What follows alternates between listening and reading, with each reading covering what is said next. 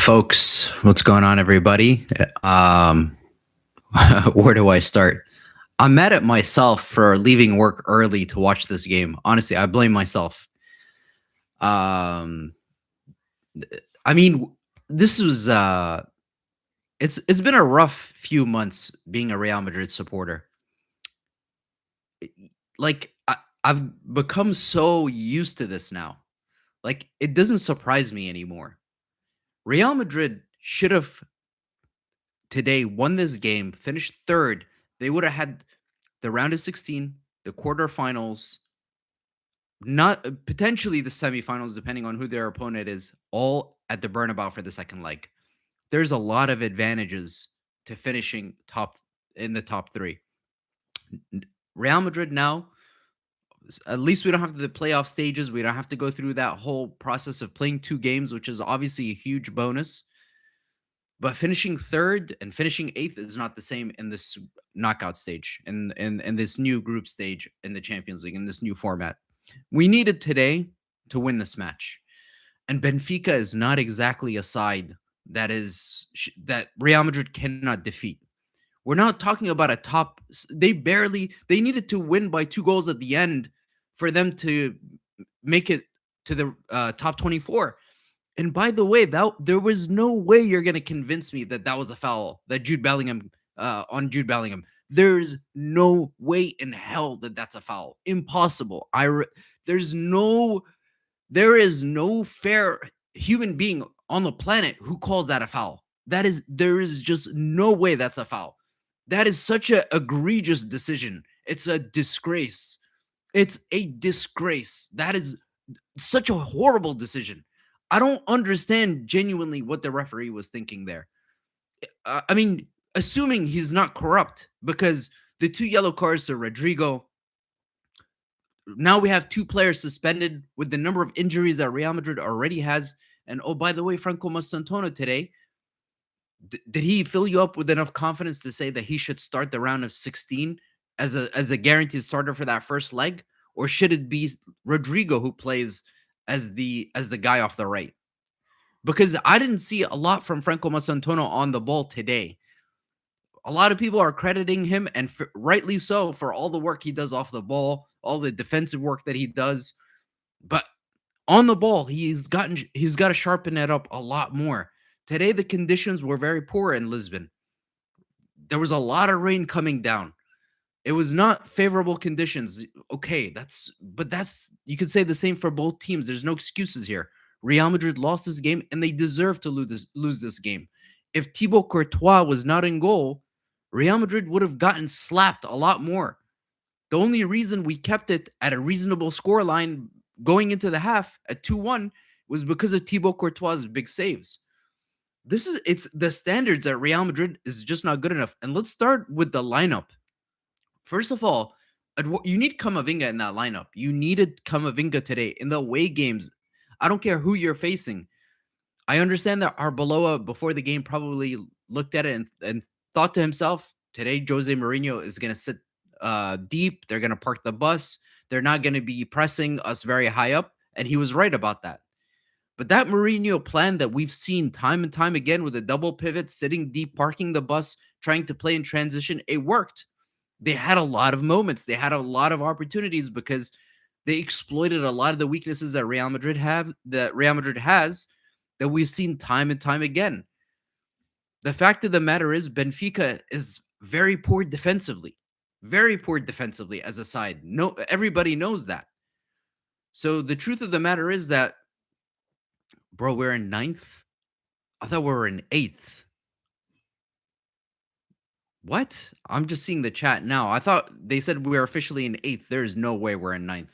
That is just ridiculous. Honestly, like the fact that like Sporting is at 7th place, Tottenham Hotspur is in 4th place, and Real Madrid is in 9th.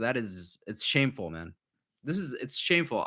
Honestly, you have to you have to put all your eggs in the basket of the league at this point, because you're telling me we're going to win the Champions League. I don't know who we're going to face in the playoffs. We have to see what that's going to look like. But Real Madrid went from being third to ninth. It's honestly shambolic. It's disgraceful. Today, what we saw from Real Madrid was nowhere near good enough. On the ball, we lacked creativity. There was nothing that Real Madrid was doing to create any high quality chances. And to put on top of that, the defending was atrocious. I'm sorry, but Raul Asensio, Dean Howson, you're not going to win a Champions League with these two guys as your center back pairing. It's just not good enough. You need to recover Antonio Rudiger and Eder Militao. And Real Madrid needs to break their policy around winter transfers because you need to bring somebody in while the winter transfer window is still open. This all comes down to the arrogance of the board at Real Madrid. Last season, we lost the league by 3 points, and we were playing with Lucas Vasquez at right back for the majority of the season. So, what would have happened if you brought in a temporary right back? I genuinely don't understand this. Ninth place, my club is cooked for another season. I'm done. Honestly, I don't even know what to say about what happened today because this was supposed to be the kind of game that Real Madrid wins. Benfica has been dog shit in the Champions League. I don't understand this. Like, to me, this just proves Arbeloa is not ready for this jump. Madrid is playoff material, can't hang with the big eight, 100%. We saw this against all the elite sides that Real Madrid has faced this season. And it's not down to Xabi Alonso alone. We're talking about Liverpool. We're talking about how we got thrashed by PSG. We're talking about the game against Atleti. We're talking about all of these games where Real Madrid just simply falls short. It's not good enough. And part of the reason that Real Madrid is also not good enough is some of these players mentally, I don't believe that they have that character that it takes for them to overcome some of these games. At the end, the referee making that decision to give the foul for Benfica at the very end, it smelled a little fishy to me. I don't understand why the referee would do that. He gave that foul against Jude Bellingham when he clearly won the ball. That decision made no sense whatsoever. And then giving the 2 yellow cards to Rodrigo, having a conversation with him would have sufficed. It made no sense. But for Real Madrid to go from third to ninth, where if we somehow won the game today and finished third, then theoretically we would have had all those games at home for the knockout stages, and then you have a path to do something in the Champions League. Maybe go deep into the competition, maybe not even win it this year. But there's a huge rebuild that's needed for next season. And the fact of the matter is that Real Madrid, the biggest mistake they can do is something like bringing on Jacobo Ramon instead of signing a world-class center back, trying to bring back a lot of these Real Madrid players who came through the Castilla. For example, Nico Paz is a I don't want to say world-class player, but he's a very good player. One of the best 10s. He's doing very good in Como. But in terms of priorities for Real Madrid, Nico Paz is not even near the top of that list. That is not what Real Madrid needs right now. You need a playmaker in the middle. You need 2 center backs. You need a right back. You need Fede Valverde to move back into the midfield. It's so obvious. I've been seeing Carvajal on the bench now for the longest time. What's going on with him? David Alaba comes off the bench. He's dead weight. David Alaba's cooked. Why could Real Madrid not do with David Alaba what they did with Eden Hazard? You have to end that contract and bring somebody in who can actually contribute and provide you something off the bench, because David Alaba, which, by the way, towards the end, when they took off Arda Güler, who was the only player who was creating anything amongst the players who were substituted, Arda Güler was taken off right before that corner kick. David Alaba takes the corner kick, and it was an atrocious corner. It's all about the details. Would it have made sense for you to at least let Arda Güler to take that corner kick? Brahim Diaz comes off the bench. He had a big positive impact. He was actually taking on his player. He won a few set pieces for us. Could Brahim Diaz have come on earlier? Could you have made that substitution sooner? Could you have brought on Kamavinga at halftime when you were at 2-1 and you clearly needed more control in that midfield? Tchouaméni was playing on the edge. He already had a yellow card. It was clear he was headed potentially to a sending off. So taking off Tchouaméni made a lot of sense. And knowing Jose Mourinho, he's an expert in getting people sent off. But the truth of the matter is, a lot of things that I saw in this game I did not like. A few times, Vinicius didn't get the ball at his feet, and he was throwing up his hands, making a hissy fit, crying, saying, complaining to his teammates why they're not feeding him the ball. Stuff like that really, it's really difficult to see, especially in a game where you're trailing and you see one of the players not chasing the ball back and he's not trying to win it back for his teammates because he didn't receive a pass. That kind of stuff, it happens too often with Vinicius, and it's really unacceptable and it pisses me off. The truth of the matter is, yes, Arbeloa is doing a lot of positive things at Real Madrid right now in terms of being able to connect with some of the players, trying to improve the vibes around the locker room.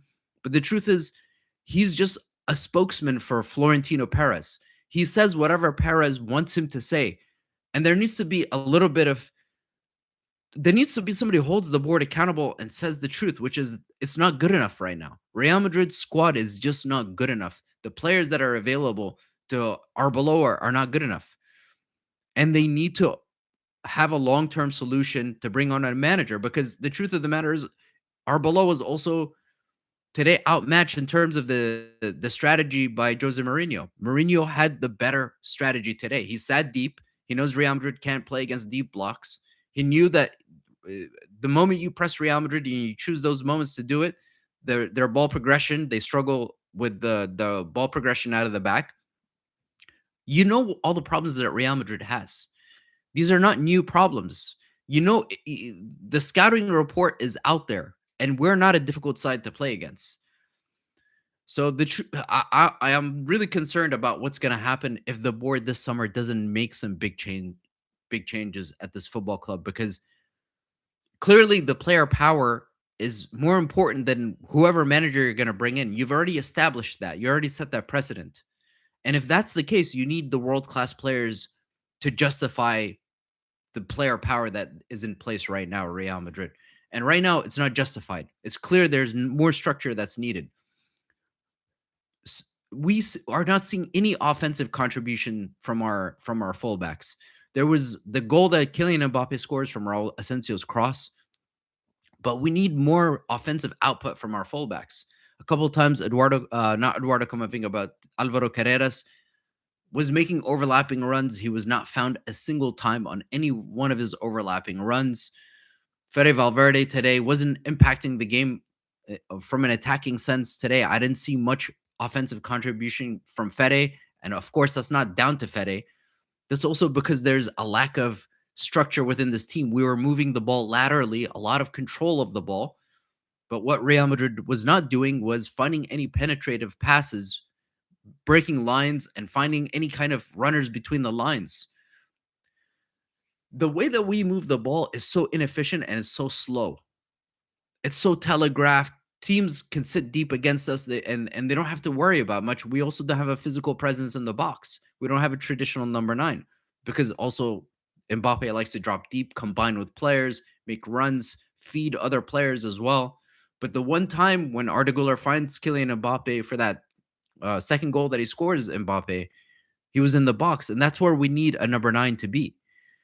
So there's some serious questions that need to be asked about the squad construction, about the lack of ability for Real Madrid, even in games, to control and hold on to the ball. Because in the middle is your biggest problem. The spine of this team is the biggest issue.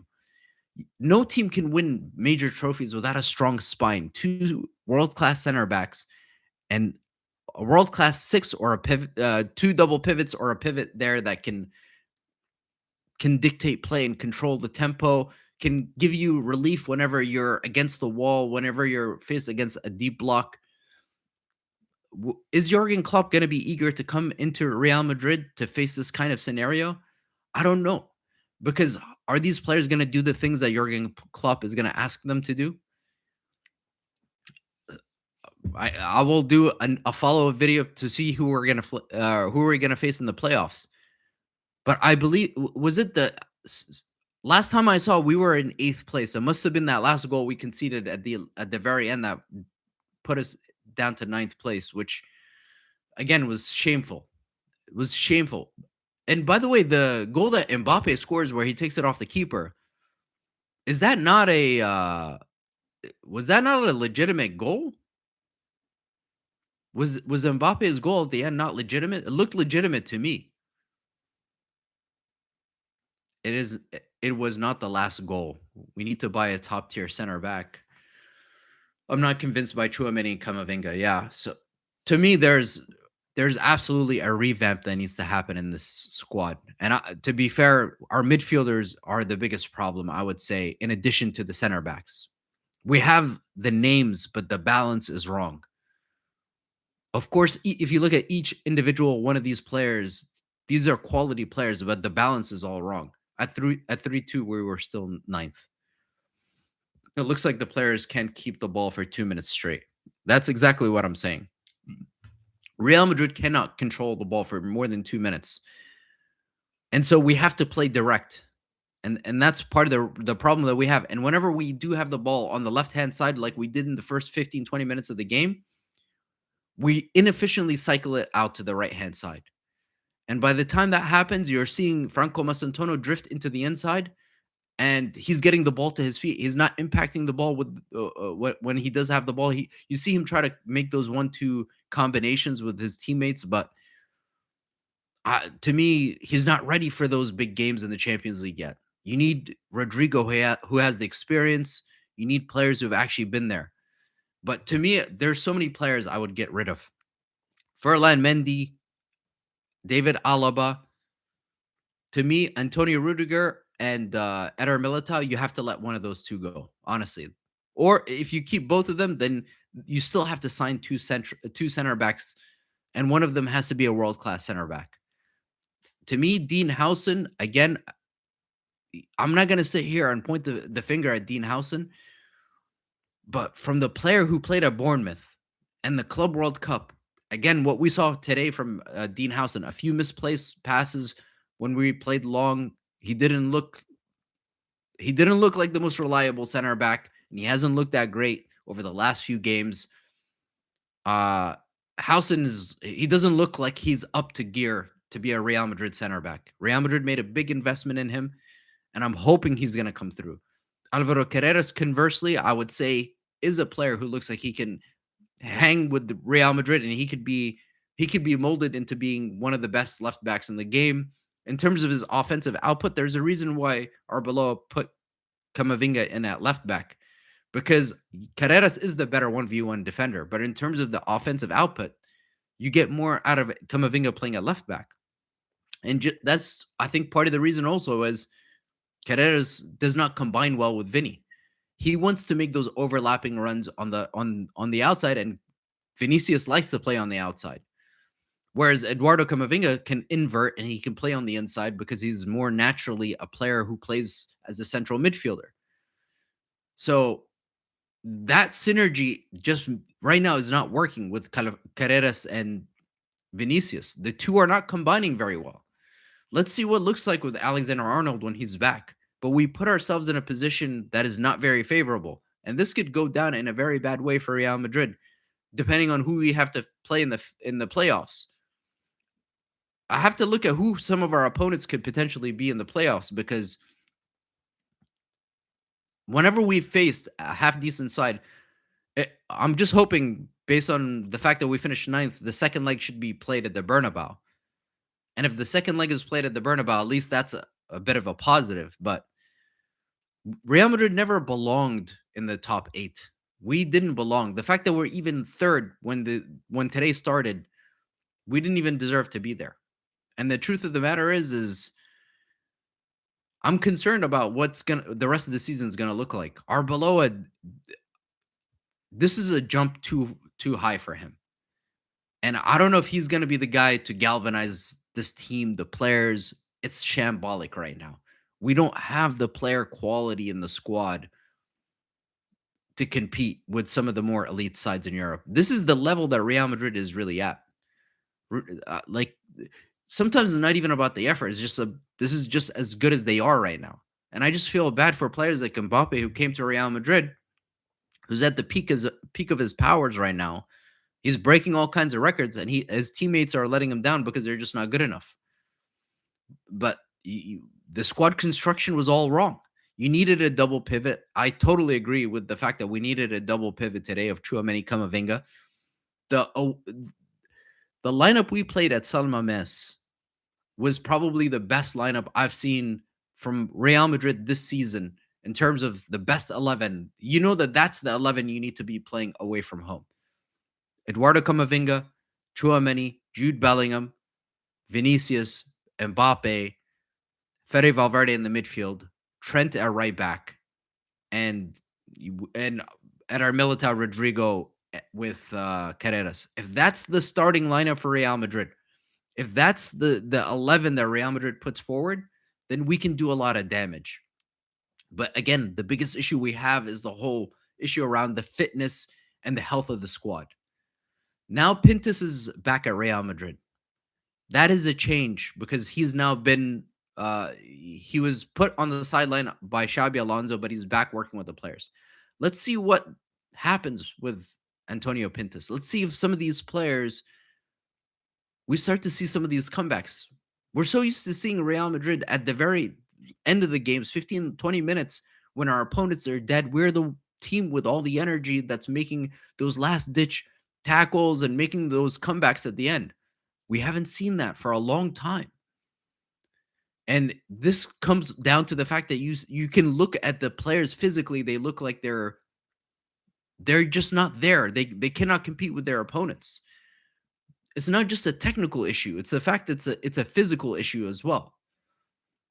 And part of the issue is the injuries, and that's probably exacerbating this whole situation because players are taking on more minutes, leading to more injuries. So, in terms of what's next for Real Madrid, the window closes for the winter very soon. And it's clear that Real Madrid is not going to be signing any new players. Alvaro Arbeloa said that he has enough players in the Castilla to be able to support the needs of the team, the first team. And today we saw him bring on a Castilla player at the very end, which again, that is a positive sign because we've seen some managers trust the young players, and typically that has been a very positive thing for whichever football club that is. We need to be investing in the youth, and we need to be looking at Castilla, especially if we have a policy at Real Madrid that says we're not going to be signing any new players in the winter transfer window.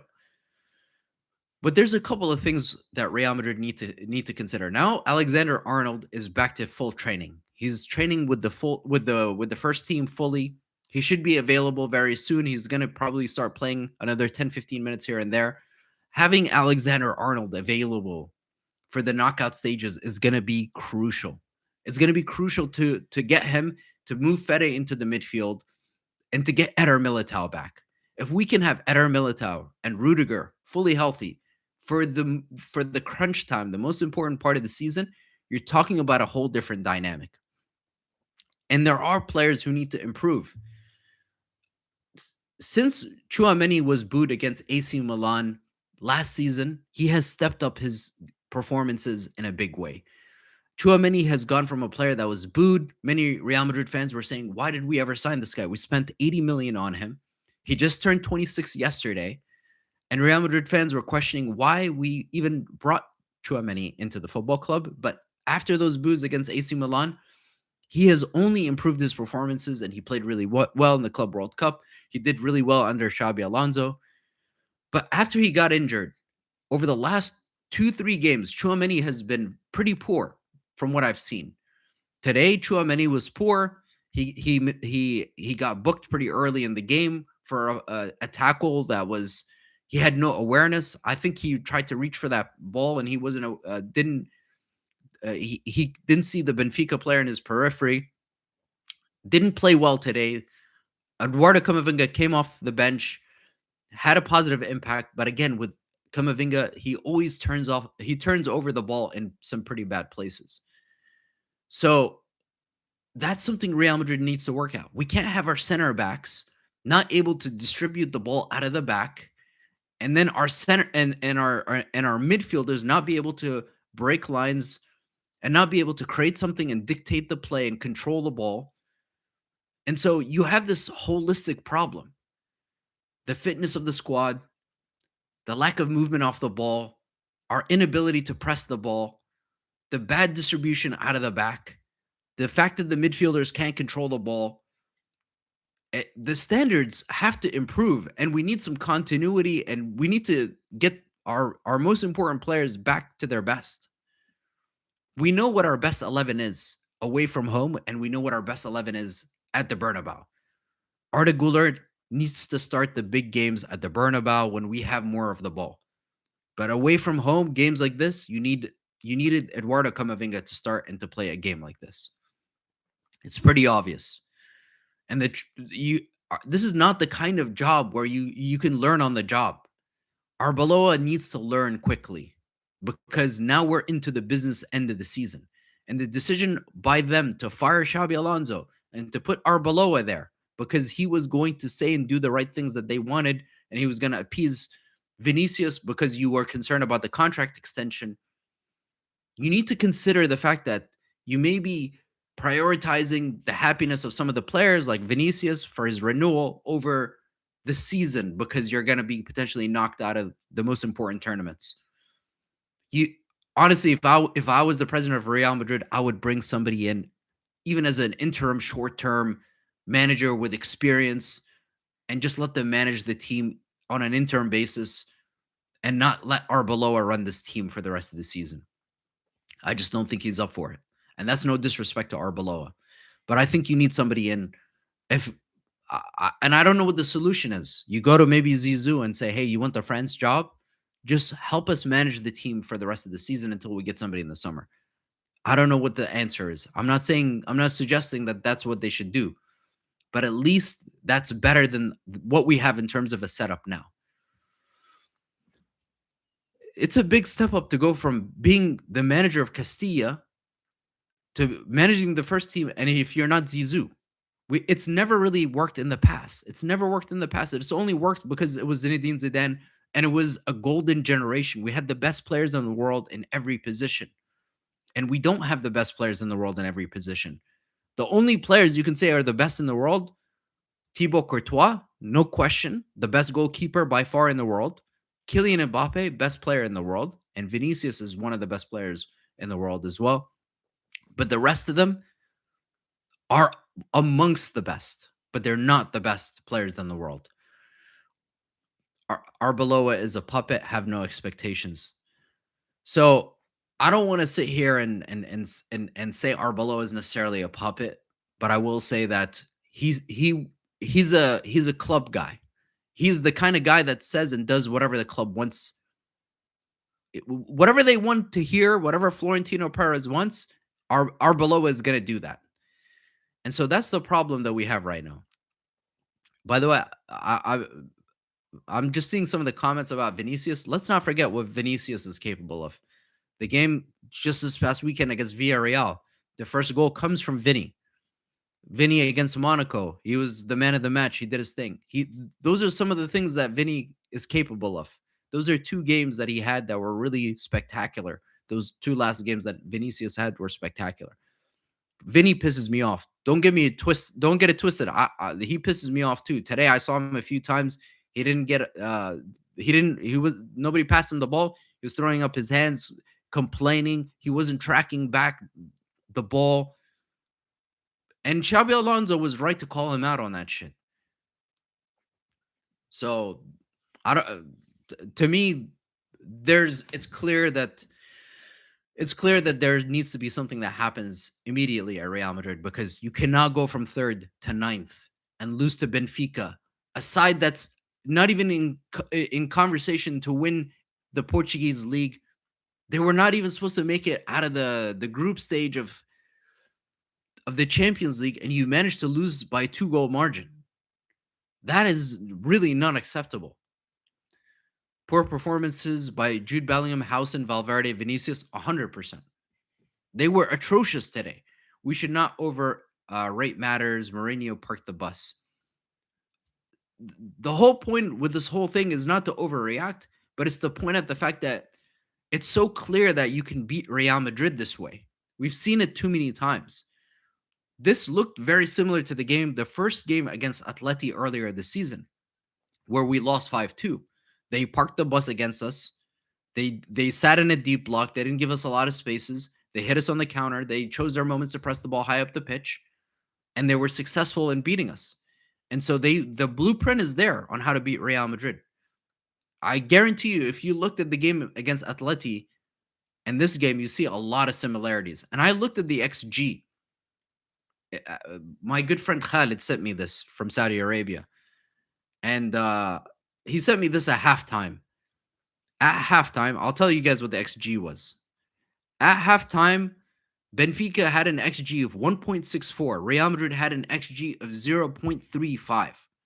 Benfica had 5 shots. Real Madrid had 2 shots. 2 shots on target for each team. Possession stats, Real Madrid had 65% possession. So Real Madrid had 65% possession. In that first half, they created an XG of 0.35. That means the only opportunity that Real Madrid really created was that goal that Kylian Mbappe scored with his header. That is embarrassing. Real Madrid should have sold Vinny and trusted Xabi. Honestly, we don't know the answer to this question, but I think we will find out. We will find out very soon whether that's that's really the truth.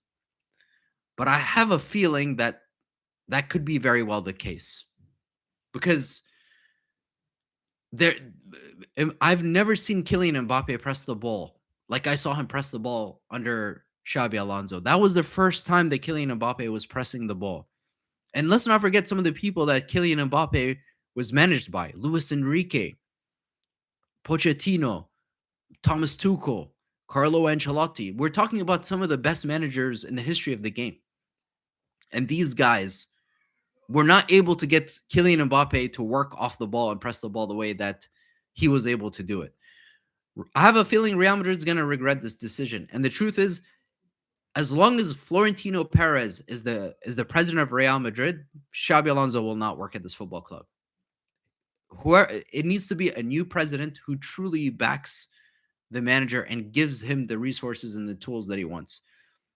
And part of the problem as well is the fact that we're now in a new generation. This new generation of players, their egos are massive. They're not willing to work as hard as the older generation. I remember the days when Cristiano Ronaldo was at our football club and he was not a diva. He was working, he was pressing the ball. He wasn't pressing the ball as hard as Karim Benzema was. Of course, when you have the best player in the world on your team, you need the rest of the 10 players to work for him. And that's understandable. But Cristiano Ronaldo never was a diva this way. He worked hard off the ball as well for his teammates, and he never complained, and he had that attitude of working hard. But a lot of these players, the culture that's being built around this football club doesn't seem like a very positive culture. We also need a leader in this team. We need a captain who's somebody who can galvanize the rest of the team, who's outspoken.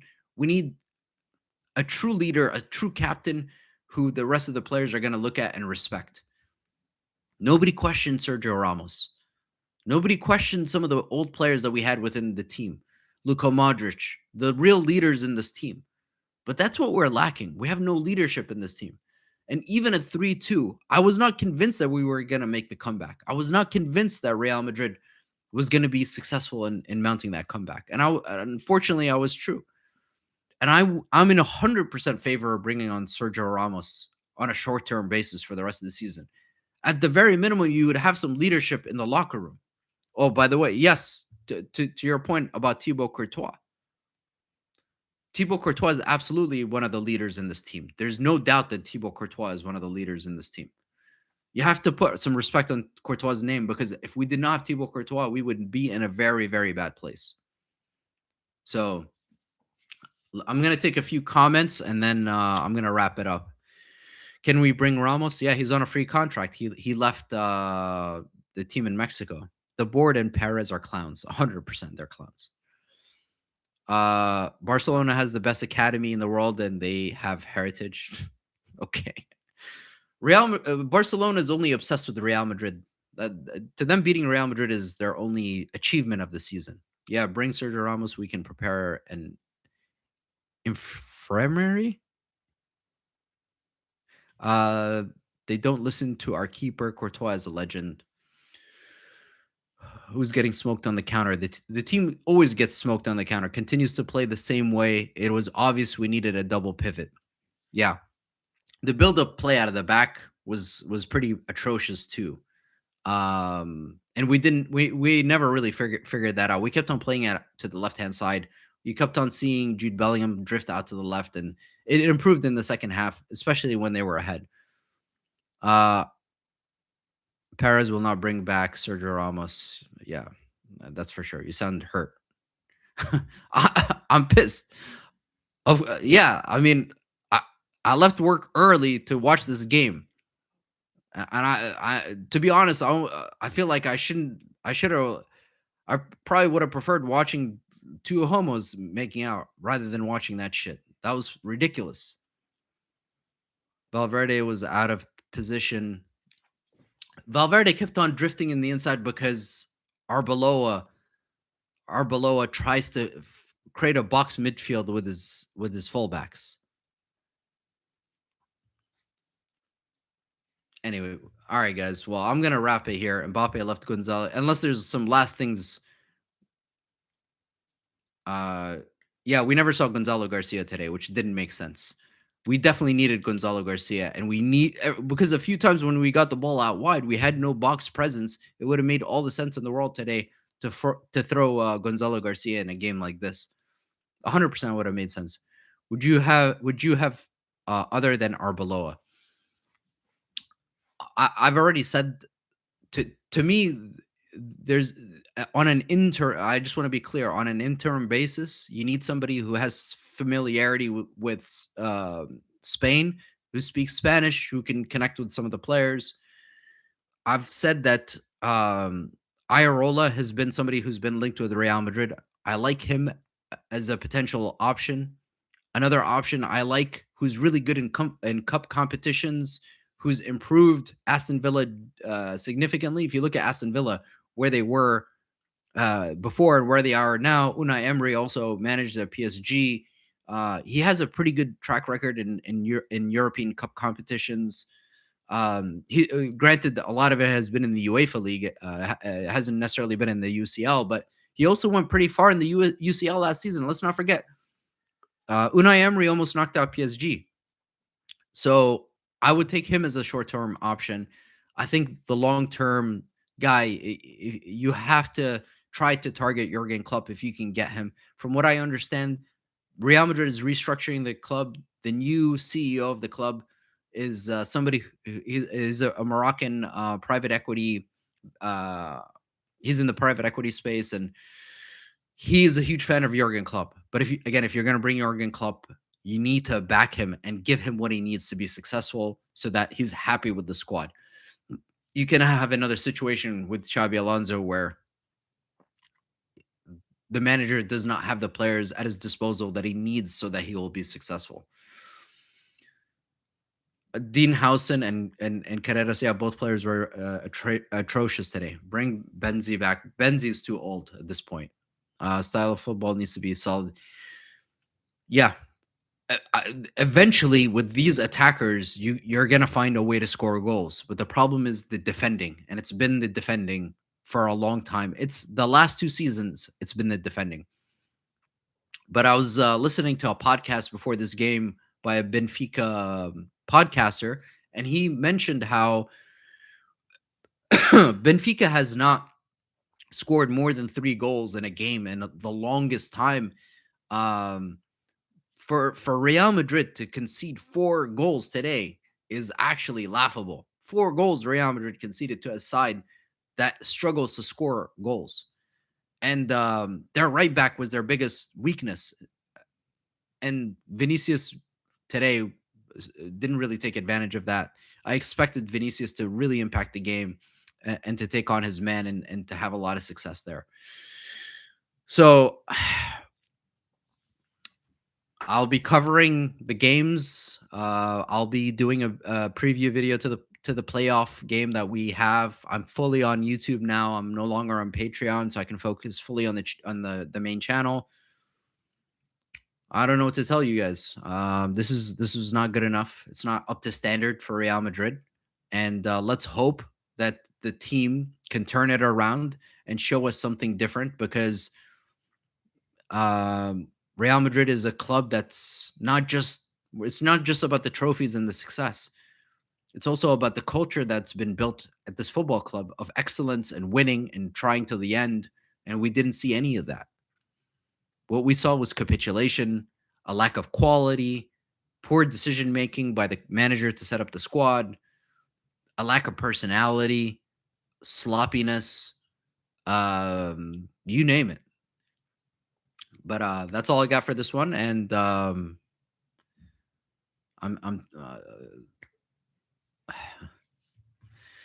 yeah. Let's hope it improves soon, guys.